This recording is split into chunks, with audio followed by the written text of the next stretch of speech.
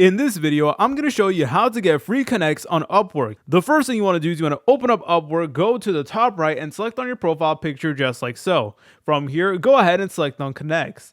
Then you want to go ahead and press on this option that does say buy connects, and we actually do have an option where we can go ahead and select the amount of connects that we can go ahead and purchase, and you guys could actually go ahead and enter a promo code that will allow you to go ahead and actually get some free connects. Now unfortunately I don't have any promo codes out there, but if you do follow content creators out there, then they could definitely go ahead and give you some connects, but that is not the only way. So new freelancers on Upwork will receive 40 free connects upon creating an account and completing their profile. So if you are new to Upwork, make sure you complete your account fully and enter in all the information. Now, if you do have a freelancer basic account, Upwork will give you 10 free connects every single month. You guys could also win connects from Upwork's boosted proposal system. If you bid connects on a job post but don't win the boost, Upwork refunds the extra connects you spent.